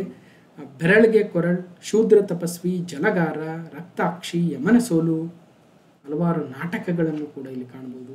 ಕವನ ಸಂಕಲನಗಳಂತೂ ನಿಮ್ಗೆ ಗೊತ್ತೇ ಇದೆ. ಅವರ ಮೊದಲ ಕಾವ್ಯನಾಮ ಕಿಶೋರ ಚಂದ್ರವಾಣಿ. ಅದೇ ಹೆಸರಲ್ಲಿ ಅವರು ನಮ್ಮ ನಾಡಗೀತೆಯನ್ನು ಕೂಡ ರಚಿಸಿದ್ರು. ಅದೇ ರೀತಿಯಾಗಿ ಮಹಾಕಾವ್ಯ ಶ್ರೀ ರಾಮಾಯಣ ದರ್ಶನಂ, ಖಂಡಕಾವ್ಯ ಚಿತ್ರಾಂಗದ, ಆತ್ಮಕಥೆ ನೆನಪಿನ ದೋಣಿಯಲ್ಲಿ. ರೈಟ್, ನೋಡಿ ಒಂದಷ್ಟು ಡೀಟೇಲ್ಸ್ ಇದಾವೆ. Question number 6, Press Trust of India PTI ಅಧ್ಯಕ್ಷರಾಗಿ ಮಹೇಂದ್ರ ಮೋಹನ್ ಗುಪ್ತಾರವರು ಆಯ್ಕೆಯಾಗಿದ್ದಾರೆ. Mahendra Mohan Gupta elected as a chairman of Press Trust of India PTI. MM Gupta PTI ಅಧ್ಯಕ್ಷರಾಗಿದ್ದಾರೆ. ಜಾಗರಣ್ ಪ್ರಕಾಶನ್ ಲಿಮಿಟೆಡ್ನ ಕಾರ್ಯನಿರ್ವಾಹಕೇತರ ಅಧ್ಯಕ್ಷ ಮಹೇಂದ್ರ ಮೋಹನ್ ಗುಪ್ತಾ. MM ಗುಪ್ತಾರವರು PTIನ ನ್ಯೂ ಚೇರ್ಪರ್ಸನ್ ಆಗಿದ್ದಾರೆ. ಪ್ರೆಸ್ ಟ್ರಸ್ಟ್ ಆಫ್ ಇಂಡಿಯಾ ಸುದ್ದಿ ಸಂಸ್ಥೆಯ ನಿರ್ದೇಶಕರ ಮಂಡಳಿಯ ಅಧ್ಯಕ್ಷರಾಗಿ ಆಯ್ಕೆಯಾಗಿದ್ದಾರೆ. ಈ ಹಿಂದೆ ನಮ್ಮ ಪ್ರಜಾವಾಣಿ ಮತ್ತು ಡೆಕ್ಕನ್ ಹೆರಾಲ್ಡ್ ಸಂಸ್ಥೆಯ ಮುಖ್ಯಸ್ಥರಾಗಿದ್ದ, ನಿರ್ದೇಶಕರಾಗಿದ್ದ KN ಶಾಂತಕುಮಾರ್ ಅವರು ಅಧ್ಯಕ್ಷರಾಗಿದ್ದರು. ಅವರ ಅಧಿಕಾರಾವಧಿ ಮುಗಿದಿತ್ತು. ಈಗ ಅವರ ಸ್ಥಾನಕ್ಕೆ MM ಗುಪ್ತಾರವರು ಬರ್ತಾ ಇದ್ದಾರೆ. ಇವರು ಹಿಂದೆ 2006ರಿಂದ 2012ರವರೆಗೆ ರಾಜ್ಯಸಭಾ ಸದಸ್ಯರಾಗಿ ಕೂಡ ಕೆಲಸವನ್ನು ಮಾಡಿದರು. ಅದೇ ರೀತಿಯಾಗಿ ಮಾತೃಭೂಮಿ ಗ್ರೂಪ್ನ MV ಶ್ರೇಯಸ್ ಕುಮಾರ್ ಅವರು ಈಗ PTIನ ಉಪಾಧ್ಯಕ್ಷರಾಗಿ ಕೂಡ ಆಯ್ಕೆಯಾಗಿದ್ದಾರಂತೆ. ಒಟ್ಟಾರೆಯಾಗಿ PTIನ ನೂತನ ಅಧ್ಯಕ್ಷರು ಯಾರು ಅಂತ ಕೇಳಿದರೆ ಮಹೇಂದ್ರ ಮೋಹನ್ ಗುಪ್ತಾರವರು. PTI Press Trust of India 27 August 1947 ಸ್ಥಾಪನೆ. ಪ್ರಧಾನ ಕಚೇರಿ ನವದೆಹಲಿಯಲ್ಲಿದೆ. ಇದೊಂದು ನಾನ್ ಗವರ್ನಮೆಂಟಲ್ ಆರ್ಗನೈಜೇಷನ್ ಆಗುತ್ತೆ, ಗಮನಿಸಬೇಕು. ನಾನ್ ಗವರ್ನಮೆಂಟಲ್ ಆರ್ಗನೈಜೇಷನ್. ಇದರಲ್ಲಿ ಸುಮಾರು 450 ಇಂಡಿಯನ್ ನ್ಯೂಸ್ ಪೇಪರ್ಸ್ ಏನಿದ್ದಾವೆ ಅವರೆಲ್ಲರ ಒಂದು ಸಹಯೋಗದಲ್ಲಿ ಆರಂಭವಾಗಿರ್ತಕ್ಕಂಥದ್ದು, ನಡೀತಾ ಇರತಕ್ಕಂಥದ್ದು Press Trust of India PTI ಆಗುತ್ತೆ. ಸುಮಾರು 500ಕ್ಕೂ ಹೆಚ್ಚಿನ ಎಂಪ್ಲಾಯೀಸನ್ನು ಹೊಂದಿದೆ, ಗಮನಿಸಬೇಕು. Okay, Press Trust of India. Question number 7, Odisha ಕರಾವಳಿಯಲ್ಲಿ DRDO integrated air defence weapon system, ಏನು integrated air defence weapon system IADWS ಅನ್ನು ಯಶಸ್ವಿಯಾಗಿ ಪರೀಕ್ಷಾ ಹಾರಾಟಗಳನ್ನು ನಡೆಸಿತು. DRDO successfully conducted the maiden flight test of integrated air defence weapon system of the coast Odisha. ಇಲ್ಲಿ 2 ವಿಚಾರ ಇದ್ದಾವೆ. ಮೊದಲನೇದು ನೋಡಿ, ಪ್ರಧಾನಿ ನರೇಂದ್ರ ಮೋದಿ ಅವರು ಸ್ವಾತಂತ್ರ್ಯೋತ್ಸವದ ಭಾಷಣದಲ್ಲಿ ಸ್ವಾವಲಂಬಿ ಭಾರತದ ಕನಸು ಸಾಕಾರಗೊಳಿಸಲು ವಿಜ್ಞಾನಿಗಳು, ಇಂಜಿನಿಯರ್ಗಳಿಗೆ ಕರೆ ಕೊಟ್ಟಿದ್ದರು. ಇದಾದ ಕೆಲವೇ ದಿನಗಳಲ್ಲಿ ಇಸ್ರೋ ಮತ್ತು DRDO 2 ಮಹತ್ವದ ಪರೀಕ್ಷಾ ಪ್ರಯೋಗಗಳನ್ನು ಭಾನುವಾರ ಕೈಗೊಳ್ಳುವ ಮೂಲಕ 2047ರ ಹೊತ್ತಿಗೆ ವಿಕಸಿತ ಭಾರತದ ಪರಿಕಲ್ಪನೆಗೆ ಸಾಕಾರ ಮಾಡೋದರಲ್ಲಿ ಮೊದಲ ಹೆಜ್ಜೆಯನ್ನು ಇರಿಸಿದೆ. ಹಾಗಾದರೆ ಏನಿದು 2 ವಿವಿಧ ವಿಚಾರಗಳು? ಒಂದು, ಇಂಟಿಗ್ರೇಟೆಡ್ ಏರ್ ಡ್ರಾಪ್ ಟೆಸ್ಟ್ ಆಗಿದೆ, ಅದನ್ನು ನೆಕ್ಸ್ಟ್ ನೋಡೋಣ. ಸ್ವದೇಶಿ ವಾಯು ರಕ್ಷಾ ಕವಚ, ನಾವು ಸುದರ್ಶನ ಚಕ್ರದಂತೆ ನಾವು ಕೂಡ ಸುದರ್ಶನ ಚಕ್ರವನ್ನು ತಯಾರು ಮಾಡ್ಬೇಕಂತ ಏನಿದ್ವಿ, ಅದರ ಭಾಗ ಈಗ. ಆಪರೇಷನ್ ಸಿಂಧೂರದ ವೇಳೆ ರಷ್ಯಾದ S-400 ಟ್ರಯಂಫ್ ವಾಯು ರಕ್ಷಣಾ ವ್ಯವಸ್ಥೆ ನಮ್ಮ ವಾಯುನೆಲೆಗಳನ್ನು ಪಾಕಿಸ್ತಾನದ ದಾಳಿಯಿಂದ ಕಾಪಾಡುವಲ್ಲಿ ಮಹತ್ವದ ಪಾತ್ರವನ್ನು ವಹಿಸಿತ್ತು. S-400 ರಷ್ಯಾ ನಿರ್ಮಿತ ಏರ್ ಡಿಫೆನ್ಸ್ ಸಿಸ್ಟಮ್ ಆಗಿತ್ತು ಅಲ್ವಾ? ಆದರೆ ನಾವೇ ಯಾಕೆ ನಮ್ಮದೇ ಏರ್ ಡಿಫೆನ್ಸ್ ಸಿಸ್ಟಮ್ನ ರೆಡಿ ಮಾಡ್ಕೋಬಾರ್ದು? ಭಾರತವೀಗ ಮೊದಲ ಬಾರಿಗೆ ಸ್ವದೇಶಿ ನಿರ್ಮಿತ ಸಮಗ್ರ ವಾಯು ಪ್ರದೇಶ ರಕ್ಷಣಾ ವ್ಯವಸ್ಥೆ integrated air defence weapon system IADWS ಪರೀಕ್ಷಾರ್ಥ ಪ್ರಯೋಗವನ್ನು ಮಾಡಿತು. ಎಲ್ಲಿ ಪರೀಕ್ಷಾರ್ಥ ಪ್ರಯೋಗ? ಒಡಿಶಾದ ಚಾಂದೀಪುರದ ಸಮಗ್ರ ಪರೀಕ್ಷಾ ವಲಯದಲ್ಲಿ ಇಂಟಿಗ್ರೇಟೆಡ್ ಟೆಸ್ಟ್ ರೇಂಜ್ ಅಂತ ಇದೆ. ಅಲ್ಲಿ ಅನುಕೂಲ ಏನಾಗುತ್ತೆ? ಇಸ್ರೇಲ್ನ ಐರನ್ ಡೋಮ್ ಮಾದರಿಯಲ್ಲಿಯೇ ಸ್ವದೇಶಿ ನಿರ್ಮಿತ ಸುದರ್ಶನ ಚಕ್ರ ವ್ಯವಸ್ಥೆ ಹೊಂದಲು ಬಲ ಬರಲಿದೆ. ಏನಿದೆ ವ್ಯವಸ್ಥೆ ನೋಡೋಣ. ವಾಯು ಪ್ರದೇಶ ರಕ್ಷಣಾ ವ್ಯವಸ್ಥೆ ಪರೀಕ್ಷೆ ಯಶಸ್ವಿ. ಒಡಿಶಾ ಕರಾವಳಿಯ ಚಾಂದೀಪುರದಲ್ಲಿರುವ ಸಮಗ್ರ ಪರೀಕ್ಷಾ ವಲಯದಲ್ಲಿ ನಡೆದ ಪ್ರಯೋಗ. ಹೇಗೆ ಪರೀಕ್ಷೆ ಮಾಡಿದ್ರು ಏನು ಅಂತ ನೋಡ್ಬೋದು. ಅದಕ್ಕಿಂತ ಮುಂಚೆ ಇಲ್ಲಿ ಈ ಟೆಸ್ಟ್ ಆಗಬೇಕಂದ್ರೆ ಮತ್ತೆ ವಿರೋಧಿ ರಾಷ್ಟ್ರಗಳ ಯಾವುದಾದ್ರೂ ಡ್ರೋನ್ ಆಗಿರ್ಬೋದು ಅಥವಾ ಯುದ್ಧ ವಿಮಾನ ಆಗಿರ್ಬೋದು, ಅವುಗಳು ಬರಬೇಕು. ಅವು ಬಂದಂತೆ ನಾವು ಇಲ್ಲಿ ಟೆಸ್ಟನ್ನು ಮಾಡಬೇಕಾಗುತ್ತೆ. ಸುಮಾರು 3 ಕಿಲೋಮೀಟರ್ ಎತ್ತರದ ಪ್ರದೇಶದಲ್ಲಿ ಡ್ರೋನ್ಗಳನ್ನು ಬಿಡಬೇಕು, ಯುದ್ಧ ವಿಮಾನ ಬಿಡಬೇಕು. ಅದನ್ನು ಹೋಗಿ ನಮ್ಮ ಈ ಡಿಫೆನ್ಸ್ ಸಿಸ್ಟಮ್ ಹೋಗಿ ಐಡೆಂಟಿಫೈ ಮಾಡಿ ಟಾರ್ಗೆಟನ್ನು ರೀಚ್ ಮಾಡಿ ಅದನ್ನು ಹೊಡೆದುಳಿಸ್ಬೇಕು. ಅದಕ್ಕೋಸ್ಕರ according to the news of the defence ministry, IADWS integrated air defence weapon system ಏನಿದೆ ಅಲ್ವಾ, ಇದೊಂದು multi layered air defence system ಆಗುತ್ತೆ. Multi layered. ಆ multi layered air defence system ಅಲ್ಲಿ 3 ಅಂಶಗಳು ಬರ್ತವೆ. ಒಂದು QRSAM, ಇನ್ನೊಂದು VSHORADS, ಮತ್ತೊಂದು DEW ಅಂತ. ಏನಿವು 3 ಅಂತದ್ದು ಅಂದರೆ, ಮೊದಲನೇದು ನೋಡೋಣ, quick reaction surface to air missiles. Quick reaction surface to air missiles QRSAM ಒಂದು ಅಂಶ. ಎರಡನೇದು VSHORADS air defence system. ADS ಅಂದರೆ ಏರ್ ಡಿಫೆನ್ಸ್ ಸಿಸ್ಟಮು. ಮತ್ತು VSHOR ಅಂದರೆ advanced very short range air defence system ಇನ್ನೊಂದು ಅಂತ. ಆ ರೀತಿಯ ಮಿಸೈಲ್ಗಳಿದ್ದಾವೆ. ಅಂದರೆ QRSAM ಮಿಸೈಲ್ಸು, VSHORADS ಮಿಸೈಲ್ಸು, ಜೊತೆಗೆ high power laser based directed energy ವೆಪನ್ಗಳಿದ್ದಾವೆ. ಹೀಗೆ 3 ಡಿಫ್ರೆಂಟ್ ಟಾರ್ಗೆಟ್ಸನ್ನು ಅಲ್ಲಿ ಬಿಡ್ತಾರೆ. ಯಾವ್ಯಾವು? ಒಂದು 2 high speed fixed wing unmanned aerial vehicles ಅಥವಾ ಡ್ರೋನ್ಗಳು ಬರ್ತವೆ, 2 ಟಾರ್ಗೆಟು. ಇನ್ನೊಂದು ಮಲ್ಟಿಕಾಪ್ಟರ್ ಡ್ರೋನ್. ಈ 3 ಕಿಲೋಮೀಟರ್ ಎತ್ತರದಲ್ಲಿ ಬಿಟ್ಟು ನಮ್ಮ ಡಿಫೆನ್ಸ್ ಸಿಸ್ಟಮು ಸರಿಯಾಗಿ ಅವನ್ನ ಐಡೆಂಟಿಫೈ ಮಾಡಿ ಹೊಡೆದು ಉಳಿಸುತ್ತಾ ಇಲ್ವಾ ಅಂತ ಚೆಕ್ ಮಾಡಿದ್ರು, ಸಕ್ಸಸ್ ಆಗಿದೆ. DRDO test multi layered air defence system successfully. ಈ ಪರೀಕ್ಷೆ ವೇಳೆ 3 ವಿಭಿನ್ನ ಗುರಿಗಳನ್ನು ಸಮಗ್ರ ವಾಯು ಪ್ರದೇಶ ರಕ್ಷಣಾ ವ್ಯವಸ್ಥೆ ನಾಶಪಡಿಸಿದೆ. 3 ಗುರಿಗಳು. ಅದರಲ್ಲಿ 2 ಅತಿ ವೇಗವಾಗಿ ಚಲಿಸ್ತಾ ಇದ್ದಂತಹ ಡ್ರೋನ್ಗಳು, 2 ಡ್ರೋನ್ಗಳು, ಮತ್ತೊಂದು ಮಲ್ಟಿಕಾಪ್ಟರ್ ಡ್ರೋನ್ ಆಗಿದ್ದವು. ಬಹಳ ವೇಗವಾಗಿ ಚಲಿಸ್ತಾ ಇರ್ತವೆ. ಅವುಗಳನ್ನ ಐಡೆಂಟಿಫೈ ಮಾಡಿ ಹೊಡೆದು ಉಳಿಸ್ಬೇಕಲ್ವ. ಮತ್ತು ಏರ್ ಡಿಫೆನ್ಸ್ ಸಿಸ್ಟಮ್ ಅಂದರೆ ಬೇರೆ ಬೇರೆ ಎತ್ತರದಲ್ಲಿ ಹಾರಾಡುತ್ತಿದ್ದ ಈ ಗುರಿಗಳನ್ನು ಈ 3 ಅತ್ಯಂತ ನಿಖರವಾಗಿ ಹೊಡೆದುಳಿಸಿದವು. QRSAM, VSHORADS ಮಿಸೈಲ್ಸ್ ಮತ್ತು DEW ಅಂತ. ಈಗ ಸದ್ಯ ಇನ್ನೂ ಪರೀಕ್ಷೆ ನಡೀತಾ ಇದೆ. ಇದನ್ನು ಮೊದಲನೇ ಹಂತದಲ್ಲಿ ಈಗ ಏನೇನೋ ಕೇಳಿಸ್ಕೊಳ್ತಾ ಇದ್ದೀರಿ. ಇದೇ ನೆಕ್ಸ್ಟ್ ಇನ್ನಷ್ಟು ಸುದ್ದಿಗಳು ಬಂದಾಗೆಲ್ಲ ನಿಮಗೆ ಮತ್ತಷ್ಟು ಅರ್ಥ ಆಗ್ತಾ ಹೋಗುತ್ತೆ ಅಲ್ವಾ. ಸೊ ಇಲ್ಲಾಂದರೆ ಒಂದೇ ಸಲಕ್ಕೆ ಎಲ್ಲ ಅರ್ಥ ಆಗ್ಬಿಡೋಕೆ ಆಗಲ್ಲ ಯಾವುದೋ ಆಗಲಿ. ವೈಶಿಷ್ಟ್ಯ ಏನಿದೆ ಇದರದ್ದು? ಬಹು ಹಂತದ ವಾಯು ಪ್ರದೇಶ ರಕ್ಷಣಾ ವ್ಯವಸ್ಥೆ, ಮಲ್ಟಿ ಲೇಯರ್ಡ್ ಆಗುತ್ತೆ. ದೇಶೀಯವಾಗಿ ಅಭಿವೃದ್ಧಿಪಡಿಸಿರ್ತಕ್ಕಂಥ ಕ್ಷಿಪಣಿಗಳನ್ನೇ ಅಳವಡಿಸಿಕೊಂಡಿದೆ. ನೆಲದಿಂದ ಆಗಸಕ್ಕೆ ಚಿಮ್ಮಿ ಗುರಿಯನ್ನು ನಾಶಪಡಿಸಬಲ್ಲ QRSAM. ಕಡಿಮೆ ವ್ಯಾಪ್ತಿಯ ವಾಯು ಪ್ರದೇಶದಲ್ಲಿ ಗುರಿ ನಾಶ ಮಾಡಬಲ್ಲ ರಕ್ಷಣಾ ವ್ಯವಸ್ಥೆ ವಿಶಾಟ್ಸ್. ಲೇಜರ್ ನಿರ್ದೇಶಿತ ಅಧಿಕ ಶಕ್ತಿ ಹೊಂದಿರತಕ್ಕ ಶಸ್ತ್ರಾಸ್ತ್ರಗಳು DEW. ಈ ರಕ್ಷಣಾ ವ್ಯವಸ್ಥೆಗಳನ್ನು ಹೊಂದಿದೆ. ಸೊ ನೋಡೋಣ, ಇದರ PDF ಕೊಟ್ಟಾಗ ಇನ್ನಷ್ಟು ಮಾಹಿತಿ ಓದಿ. ಇದು ಮತ್ತೆ ಸುದ್ದಿಗೆ ಬಂದಾಗ ನಮಗೆ ಇನ್ನಷ್ಟು ಮಾಹಿತಿಗಳು ಗೊತ್ತಾಗ್ತಾ ಹೋಗ್ತವೆ.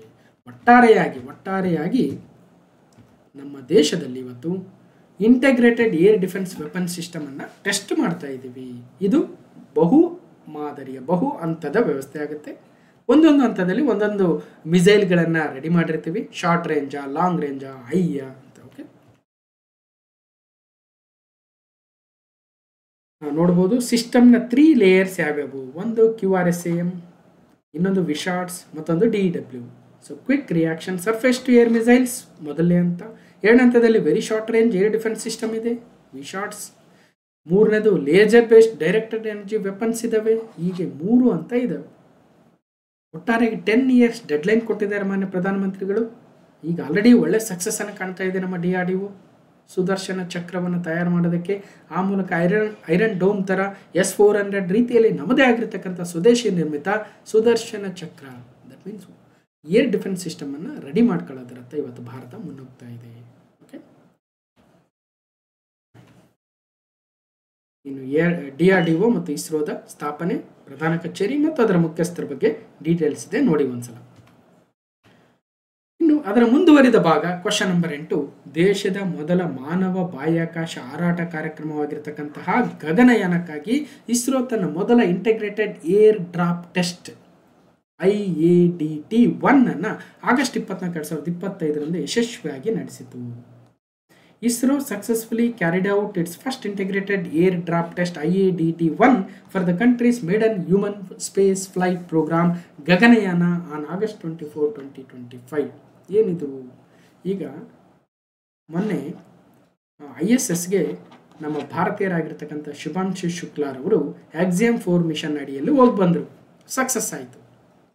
ಈಗ ಅದೇ ರೀತಿಯ ಭಾರತೀಯರನ್ನ ಬಾಹ್ಯಾಕಾಶಕ್ಕೆ ನಾವೇ ಕಳಿಸ್ತಕ್ಕಂಥ ಪ್ರಯತ್ನವನ್ನು ಮಾಡ್ತಾ ಇದ್ದೀವಿ. ಅದರ ಹೆಸರು ಗಗನಯಾನ. ಈಗ ಬಾಹ್ಯಾಕಾಶಕ್ಕೆ ಹೋದ ನಂತರ ಬರಬೇಕಾದ್ರೆ ಅವ್ರನ್ನ ಎಲ್ಲಿ ಇಳಿಸ್ಕೋಬೇಕು, ಹೆಂಗೆ ಇಳಿಸ್ಕೋಬೇಕು? ಅದೇ ಇಂಟಿಗ್ರೇಟೆಡ್ ಏರ್ ಡ್ರಾಪ್ ಟೆಸ್ಟ್ ಆಗುತ್ತೆ. ಈಗ ಒಂದು ಕ್ರೂ ಸಿಸ್ಟಮಲ್ಲಿ ನಮ್ಮ ಗಗನಯಾನಿಗಳು ಇರ್ತಾರೆ, ಮೋಸ್ಟ್ಲಿ 3 ಇರಬೇಕು. ಆ 3 ಇಳಿಸ್ಕೋಬೇಕಲ್ವ, ಅದನ್ನು ಏರ್ ಡ್ರಾಪ್ ಟೆಸ್ಟ್ ಅಂತ ಕರಿತೀವಿ. ಅದನ್ನೇ ಟೆಸ್ಟ್ ಮಾಡಿದ್ದಾರೆ. ಸುಮ್ಮನೆಲ್ಲ ಮನುಷ್ಯರನ್ನು ಗಗನಯಾನ ಯೋಜನೆಯಲ್ಲಿ ಕಳಿಸ್ತಕ್ಕಂಥದ್ದು ಹಂತವಾಗಿ ಕಳಿಸ್ತೀವಿ. ಫಸ್ಟು ಒಂದು ರೋಬೋಟ್ ಕಳಿಸ್ತೀವಿ, ಅದನ್ನೇ ಕರೆಕ್ಟಾಗಿ ಇಳಿಸ್ಕೊಳ್ತೀವಿ, ಇಲ್ಲ ಅದೆಲ್ಲವನ್ನ ಆಗಬೇಕು ಟೆಸ್ಟು. ಆ ಒಂದು ದೊಡ್ಡ ಮಹತ್ವಾಕಾಂಕ್ಷಿ ಯೋಜನೆಯ ಭಾಗದ ಒಂದು ಟೆಸ್ಟ್ ಇವತ್ತಾಗಿದೆ. ಸೊ ನೋಡ್ಬೋದು, ಇಂಟಿಗ್ರೇಟೆಡ್ ಏರ್ ಡ್ರಾಪ್ ಟೆಸ್ಟ್ ಇಸ್ರೋದ ಗಗನಯಾನ ಯೋಜನೆಗೆ ಪೂರಕವಾಗ್ತಾ ಇದೆ. ಬಾಹ್ಯಾಕಾಶಕ್ಕೆ ತೆರಳಿದ ಗಗನಯಾತ್ರಿಗಳ ಸುರಕ್ಷಿತ ಲ್ಯಾಂಡಿಂಗ್ ಖಾತ್ರಿಪಡಿಸುವ ಪ್ಯಾರಾಚೂಟ್ ಆಧಾರಿತ ಇಂಟಿಗ್ರೇಟೆಡ್ ಏರ್ ಡ್ರಾಪ್ ಟೆಸ್ಟ್ ಯಶಸ್ವಿಯಾಗಿದೆ. ವಾಯುಪಡೆಯ ಚೀನೂಕ್ ಹೆಲಿಕಾಪ್ಟರ್ಗಳನ್ನು ಯಾವ ದೇಶದಿಂದ ಖರೀದಿ ಮಾಡಿದೀವಿ ಅಂತ ಹಿಂದೆ ಮಾತಾಡಿದ್ವಿ. ಆ ಚೀನೂಕ್ ಹೆಲಿಕಾಪ್ಟರ್ಗಳನ್ನು ಬಂಗಾಳ ಕೊಲ್ಲಿಯಿಂದ 3 ಕಿಲೋಮೀಟರ್ ಎತ್ತರಕ್ಕೆ ಸಿಮ್ಯುಲೇಟೆಡ್ ಸಿಬ್ಬಂದಿ ಮಾಡ್ಯೂಲನ್ನು ಆರಿಸಿ ನಂತರ 4.5 ಟನ್ ತೂಕದ ಮಾಡ್ಯೂಲನ್ನು ಸಮುದ್ರದ ಮೇಲೆ ಯಶಸ್ವಿಯಾಗಿ ಲ್ಯಾಂಡಿಂಗ್ ಮಾಡಲಾಯಿತು, ಆಂಧ್ರ ಪ್ರದೇಶದ ಶ್ರೀಹರಿಕೋಟ ಬಳಿಯ ಸಮುದ್ರದಲ್ಲಿ. ಇದರಲ್ಲಿ ಇಸ್ರೋ, DRDO, ವಾಯುಪಡೆ, ನೌಕಾಪಡೆ, ಕರಾವಳಿ ರಕ್ಷಣಾ ಪಡೆಗಳು ಭಾಗವಹಿಸಿದ್ದವು. 80% ಗಗನ ಯೋಜನೆಯ ಟೆಸ್ಟ್ ಪೂರ್ಣ ಆಗ್ತಾ ಇದೆ. ಇದುವರೆಗೂ ಸಾಕಷ್ಟು ಪರೀಕ್ಷೆಗಳನ್ನು ಈಗ ಆಲ್ರೆಡಿ ಮಾಡಿದ್ದಾರೆ. So ISRO holds air drop test for Gaganyaan mission successfully. Okay, ಅಂದರೆ ಸೊ ಈ ಥರ ಹೆಲಿಕಾಪ್ಟರ್ ಮುಖಾಂತರ ಡ್ರಾಪ್ ಮಾಡ್ತಕ್ಕಂಥದ್ದನ್ನು ಕಾಣ್ಬೋದು. ಸೊ ನೆಕ್ಸ್ಟ್ ಇದನ್ನು ಈಗ ಆಲ್ರೆಡಿ ಸೈನ್ಸ್ ಆ್ಯಂಡ್ ಟೆಕ್ ಸೀರೀಸಲ್ಲಿ ಪಾರ್ಟ್ 4 ಗಗನಯಾನ ಯೋಜನೆ ಬಗ್ಗೆ ಕಂಪ್ಲೀಟಾಗಿ ಡೀಟೇಲ್ಸ್ ಕೊಟ್ಟಿದೆ. ಗಗನಯಾನ ಯೋಜನೆ ಅಂದ್ರೇನು, 3 ಗಗನಯಾತ್ರಿಗಳನ್ನು 400 ಕಿಲೋಮೀಟರ್ದ ಕಕ್ಷೆಗೆ 3 ದಿನಗಳ ಕಾರ್ಯಾಚರಣೆಗಾಗಿ ಉಡಾವಣೆ ಮಾಡಿ ಮತ್ತೆ ಅವ್ರನ್ನ ಸರಿಯಾಗಿ ಸಮುದ್ರದ ಮೂಲಕ ನೀರಿನಲ್ಲಿ ಇಳಿಸ್ಕೊಳ್ಳೋ ಮೂಲಕ ಸುರಕ್ಷಿತವಾಗಿ ತರ್ತಕ್ಕಂಥ ಯೋಜನೆಯೇ ಗಗನಯಾನ ಯೋಜನೆ ಆಗುತ್ತೆ. ಅದಕ್ಕೆ ಹಲವಾರು ಹಂತಗಳಿದ್ದಾವೆ.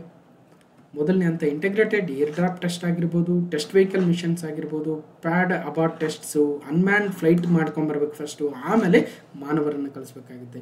ಈ ಹಂತವಾಗಿ ಈಗ ಆಲ್ರೆಡಿ ಎಲ್ಲ ಟೆಸ್ಟ್ಗಳನ್ನು ಮಾಡ್ತಾ ಇದ್ದಾರೆ. ಇದಕ್ಕೋಸ್ಕರ ಹ್ಯೂಮನ್ ರೇಟೆಡ್ LVM-3 ಎನ್ನುವ ಒಂದು ಉಡಾವಣಾ ವಾಹನವನ್ನು ಕೂಡ ರೆಡಿ ಮಾಡ್ಕೊಳ್ತಾ ಇದ್ದಾರೆ. Launch site Satish Dhawan space centre ಶ್ರೀಹರಿಕೋಟದಿಂದ ಲಾಂಚ್ ಮಾಡ್ತಕ್ಕಂಥ ಯೋಜನೆಯನ್ನು ಹಾಕ್ಕೊಂಡಿದ್ದಾರೆ. ಇದರ ಜೊತೆಗೆ ರಷ್ಯಾದ ಬಾಹ್ಯಾಕಾಶ ಸಂಸ್ಥೆ ರೋಸ್ಕಾಸ್ಮಾಸ್ ಜೊತೆ ಒಪ್ಪಂದವನ್ನು ಕೂಡ ಮಾಡ್ಕೊಂಡಿದ್ದಾರೆ. ಅದಕ್ಕೋಸ್ಕರ ಟ್ರೈನಿಂಗ್ ಅನ್ನು ಕೂಡ ಕೊಟ್ಟಿದ್ದಾರೆ ಈಗ ಆಲ್ರೆಡಿ. ಓಕೆ, ಅದರಲ್ಲಿ 2 ವಿವಿಧ ಮಾಡ್ಯೂಲ್ಗಳಿರ್ತವೆ. ಒಂದು ಕ್ರೂ ಮಾಡ್ಯೂಲ್ ಅಂತ.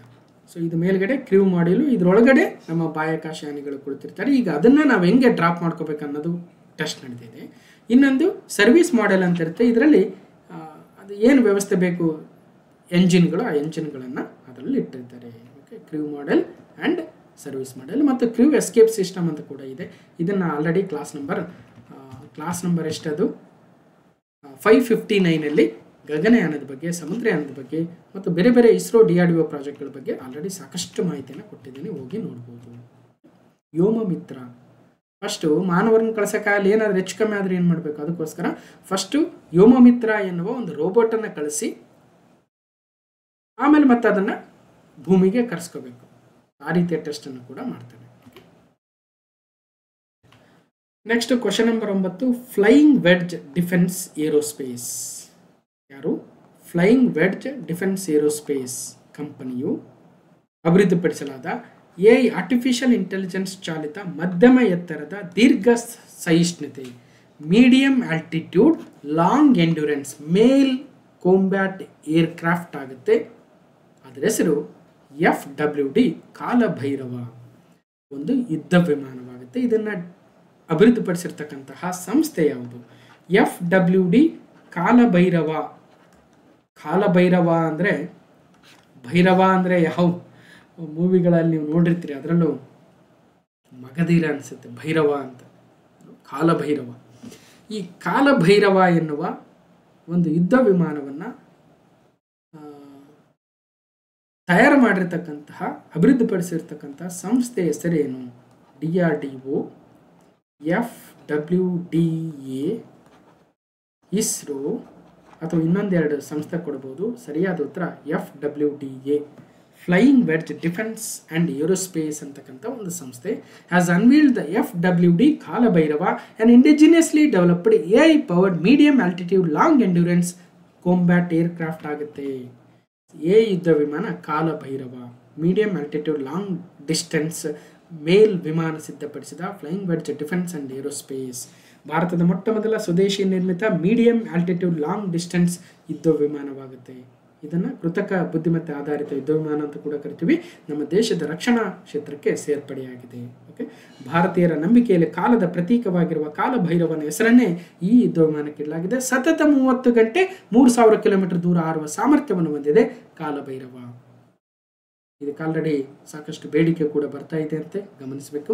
ಇದನ್ನು flying wedge defence and aerospace ಅನ್ನುವ ಸಂಸ್ಥೆ ಅಭಿವೃದ್ಧಿಪಡಿಸಿದೆ, ಆತ್ಮನಿರ್ಭರ ಭಾರತದ ಒಂದು ಯೋಜನೆಯ ಅಡಿಯಲ್ಲಿ. ಓಕೆ, ನೋಡ್ಬೋದು. ಸೊ ಅವರು ಜೊತೆಗೆ FWD 200B ಎನ್ನುವ ಬಾಂಬನ್ನು ಕೂಡ ತಯಾರು ಮಾಡಿದ್ರು, ಬಾಂಬರ್ ಏರ್ಕ್ರಾಫ್ಟ್ ಅಂತ ಕರಿತೀವಿ. ಓಕೆ, ಇದು 2022ರಲ್ಲಿ ಸ್ಥಾಪನೆ ಆಗುತ್ತೆ ಈ ಕಂಪನಿ. ಇವತ್ತು ಸಾಕಷ್ಟು ಬಾಹ್ಯಾಕಾಶ ಸ್ಪೇಸ್ ವಿಭಾಗದಲ್ಲಿ ಸಾಧನೆಯನ್ನು ಮಾಡ್ತಾ ಇದೆ. ನಮ್ಮ ಬೆಂಗಳೂರು ಬೇಸ್ಡ್ ಒಂದು ಸ್ಟಾರ್ಟಪ್ ಅಂತ ಕರಿಬೋದು, flying wedge defence and aerospace. So Kalabhairava ಒಂದು ಕಾಂಬ್ಯಾಟ್ ಏರ್ಕ್ರಾಫ್ಟ್ ಅನ್ನು ಕೂಡ ಅವರು ತಯಾರು ಮಾಡಿದ್ದಾರೆ, ಗಮನಿಸಬೇಕು. Okay, question number 10. ಬೂಕರ್ ಪ್ರಶಸ್ತಿ ವಿಜೇತೆ ಭಾನು ಮುಷ್ತಾಕ್ ಅವರನ್ನು ಮೈಸೂರು ದಸರಾಚರಣೆಯ ಉದ್ಘಾಟನೆಗಾಗಿ ಸರ್ಕಾರ ಘೋಷಣೆ ಮಾಡಿದೆ. ಈಗ ಆಲ್ರೆಡಿ ಇನ್ವೈಟ್ ಕೂಡ ಮಾಡಿದ್ದಾರೆ. ಭಾಳ ಪರವಿರೋಧ ಚರ್ಚೆಗಳು ಕೂಡ ಆಗ್ತಾ ಇದೆ, ಗಮನಿಸ್ಬೋದು. ಸೊ ಹಾಗಾಗಿ ಫಾರ್ ದ ಕಂಪ್ಲೀಟ್ನೆಸ್ ನೋಡೋಣ. ಈ ಬಾರಿಯ ಮೈಸೂರು ದಸರಾ ಮಹೋತ್ಸವವನ್ನು ಬೂಕರ್ ಪ್ರಶಸ್ತಿ ಪುರಸ್ಕೃತ ಭಾನು ಮುಷ್ತಾಕ್ ಅವರು ಉದ್ಘಾಟಿಸಲಿದ್ದು, ಜಿಲ್ಲಾಡಳಿತ ವತಿಯಿಂದ ಈಗ ಆಲ್ರೆಡಿ ಆಹ್ವಾನವನ್ನು ನೀಡಲಾಗಿದೆ. ರೈತ ಸಂಘ, ಕನ್ನಡ ಚಳವಳಿಯ ಒಡನಾಡಿಯಾದ ಭಾನು ಮುಷ್ತಾಕ್ ಅವರು ಪ್ರಗತಿಪರ ಚಿಂತಕರೂ ಹೌದು. ಓಕೆ, ಈ ಹಿಂದೆ ಕವಿ ನಿಸಾರ್ ಅಹಮದ್ ಅವರು ಕೂಡ ದಸರಾವನ್ನು ಉದ್ಘಾಟನೆ ಮಾಡಿದ್ರಂತೆ. ಹಾಗಾಗಿ ಏನು ಚರ್ಚೆಗಳು ನಡೀತಾ ಇದೆ ನಮಗೆ ಗೊತ್ತಿರುತ್ತೆ ಆಲ್ರೆಡಿ. ಓಕೆ, ಭಾನು ಮುಷ್ತಾಕ್ ಅವರಿಗೆ ಇಂಟರ್ನ್ಯಾಷನಲ್ ಬೂಕರ್ ಪ್ರೈಸ್ ಬಂದಾಗ ಒಂದು ಸಪ್ರೇಟ್ ವಿಡಿಯೋ ಮಾತಾಡಿದ್ವಿ ಕ್ಲಾಸ್ ನಂಬರ್ 804ಅಲ್ಲಿ.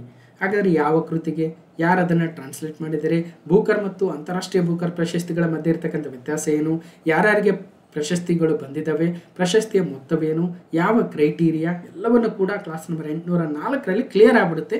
ಒಂದ್ಸಲ ಹೋಗಿ ನೋಡಿ ಅಂತ ಹೇಳ್ತಾ. ಓಕೆ, ಈ ಹಿಂದೆ ಕಳೆದ ವರ್ಷದ ಮೈಸೂರು ದಸರಾವನ್ನು ಸಾಹಿತಿ ಹಂಪ ನಾಗರಾಜಯ್ಯ ಅವರು ಉದ್ಘಾಟನೆಯನ್ನು ಮಾಡಿದ್ರು. ಈ ಬಾರಿ ಭಾನು ಮುಷ್ತಾಕ್ ಅವರು ಉದ್ಘಾಟನೆಯನ್ನು ಮಾಡ್ತಾ ಇದ್ದಾರೆ. ಸೊ ಇಷ್ಟು ಒಟ್ಟಾರೆಯಾಗಿ ಕ್ಲಾಸ್ ನಂಬರ್ 905 ಮತ್ತು ಸೆಪ್ಟೆಂಬರ್ 2025 ಪಾರ್ಟ್ 2 ಇಂಪಾರ್ಟೆಂಟ್ ಆಗಿರ್ತಕ್ಕಂಥ ಕರೆಂಟ್ ಅಫೇರ್ಸ್ ಆಗಿತ್ತು. ಹೇಗೆ ಅನಿಸ್ತು ಅಂತ ನೀವು ಮೆಸೇಜ್ ಮೂಲಕ, ಕಮೆಂಟ್ ಮೂಲಕ ತಿಳಿಸಿ ಅಂತ ಹೇಳ್ತಾ ಈ ವಿಡಿಯೋನ ಕಂಪ್ಲೀಟಾಗಿ ನೋಡಿರ್ತಕ್ಕಂಥ ಎಲ್ರಿಗೂ ಧನ್ಯವಾದಗಳು. ಮತ್ತು ಮುಂದಿನ ವಿಡಿಯೋದಲ್ಲಿ ಸಿಗ್ತೇನೆ ಅಂತ ಹೇಳ್ತಾ ಥ್ಯಾಂಕ್ ಯು.